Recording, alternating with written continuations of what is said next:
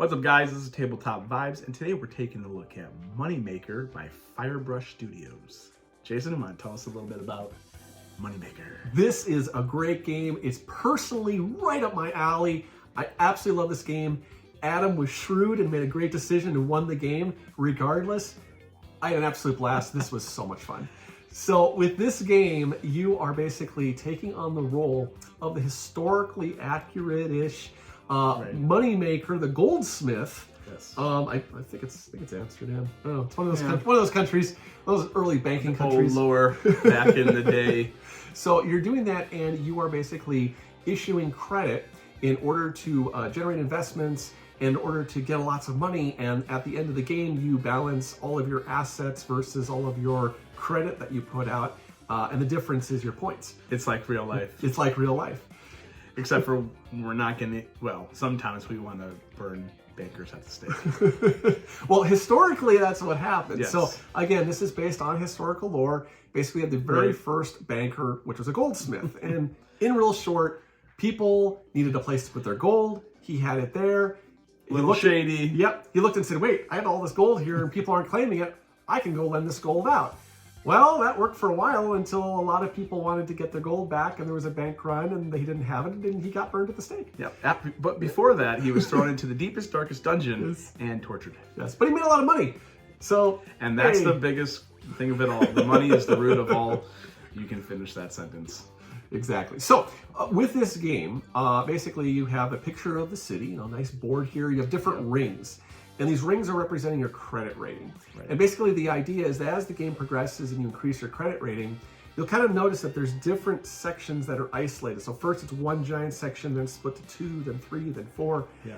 And you can spread all of your credit, all your notes, all your promise notes out to kind of smooth out your risk throughout the game. Right. And so like when you start off in level 1, all of your risk and credit is put into one basket, right? Or region, island, or whatever you want to call it. And then as you move up, your credit moves up because you're paying off what you owe and your credit's going higher. Now you have better places to put all your money and the risk is less, sort of. Right. So why or how would you issue this credit? So basically on your turn, you have a hand of cards and you have one of 4 actions you can do. Yes. You can auction investments. So you put that down and you choose an investment and you pay the resource, or the resource cost is paid from the market of what the investment's worth. Right. And then you have a bidding action. Among players. It's a single closed hand bidding section. Yeah, this is a 3 to 6 player game. Yep. So everybody would then be involved in this bidding process. Right. And whoever wins, they pay in credit. Now, somebody else can pay 5 more than that and kind of just take it from you. They're paying more money, but this really kind of shows, okay, you're bidding with promises, not with actual money. And the credit then goes on to the islands and the board for whatever credit level you are in. So if you spend $40 to gain that property, you're going to put $40 on ring 1 if that's where you're at. So now all of your assets and liability are in one place. But why that matters is after the round or card 1 that you play, you have 2, 3, and 4, which we'll go over. But then you get to roll a die that shows different symbols. Ship, flower, fish. What is a mill? Yep, mill. There's 2 more. Yeah. 6-sided die. 6-sided die. There's 2 more symbols. And if it hits, you claim whatever your investment is generating for you, and then you draw an event card. Yes. Which is my favorite. I love event cards, but these are awful. Yeah, all the event cards are bad. In a good sense. They basically could hit one of those spaces of the die you rolled, or it's some sort of collective decision that everybody has to come to. I did like that. That was super cool. So and those cards regulate how quick the game's going to go. So they have time trackers. Right. On some of it, just moves the time tracker forward, and other ones, if you don't basically do the bad thing, then it moves the time tracker further. So there's some adjustability with the how far the game will go. Right. Yep.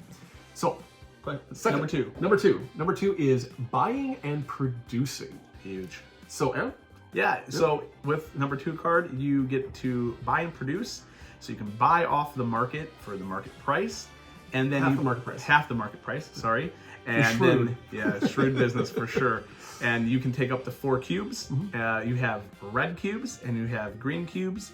Red are Services are green and red are product, I believe. There it is. And then you can then produce, which you produce on the cards that you bought with action 1. Yep. And then you go back into rolling the event die, or roll the die, take an event card. Right. So then you have the third action you can do, and that one is selling, I believe. Yeah. Yes, selling your goods. Also, and to note, Yep. 1, 2, and 3, all those cards stay on the, well, No, 2, 3, and 4 stay on in front of you until you play 1 again, which is the auction. Which Right. brings all your cards back into your hand. Right. So number 3 is selling. And with this one, so you produce those goods, you bought those goods, now you gotta sell the goods. You get to sell at market rates, and ideally you wanna manipulate the game so that the market is used as much resources as possible, because it's supply and demand. So the further down the market goes, the more expensive the cubes are, the more money you're gonna get. This is the main way to actually get money in the game. Yeah. Everything else is done with credit, but in order to pay that credit awesome. back, you need gold, you need money. And paying the credit back is key, just like in real life. Or Uncle Sam will get his. Or have a giant stash of money at the end. You know, either way works. I did Either both, way, yes. technically. But I did play, so just for fun, we'll talk about this and we'll go back to the last card. But Jason and I approach to it is completely polar opposite. Jason holds his cards close to his vest. He plays conservatively, and I fly by the seat of my pants. Yep.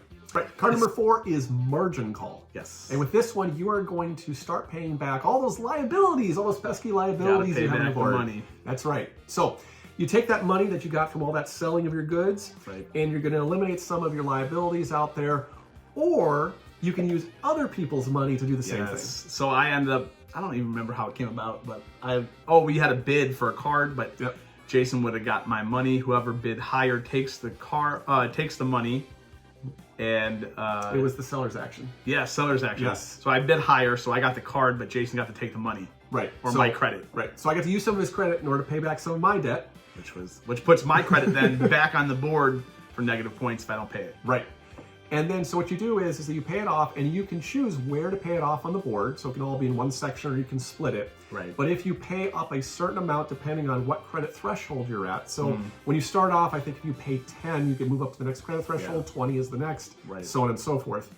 Then you can move your credit, or your spread it out. Yeah, you can move it up to the next ring, and each ring has another section, so you can spread out more. So when those bank runs happen, that are coming up, you're playing shadow games with your money. You can spread it out, and you're not hit in such bad places. Yeah, because I mean, at one point I had only had the ring 1, I think, and I think I had like $30 in liability. And then when I moved up, I can spread it out like 10, 15. I mean, like it was safer. And then you could gamble super hard too, where like I put all in one spot, and then I hoped that when I rolled the die, it was going to hit the other spot, which it worked out for me. Right. And I won in life, or the game. That's the 4 stages. And then basically you keep doing this. There's a time tracker that goes, when it hits a certain threshold, you have a bank run. Yeah, this is how the game ends. You get 3 bank runs in a normal game, and it shuts it all down. If you want to add more rounds, you can play to 5. Right. I think the other thing that shuts the game down too and ends it is you deplete all of a investment deck. You run out of supply for red or green cubes, and the game is done. Right. And actually, this is how Adam won the game. I was not tracking the size of the piles. He took the last one and caused a bank run at a not very good time for me. Jason I had too much debt on the board. Jason had just like bought up the turn before, put a bunch of credit down on the board, and then on top of it, he used the acquire action. What is it called? Number 1. Auction. And then he bought another card, which I helped raise that price. But I had the money, I had the resources to pay it all back, but I didn't have the time. Didn't have the time, but I was banking on it. Yeah. And came out with the W. Yeah. So that was, I mean, it's a blast. It's a little brain cruncher.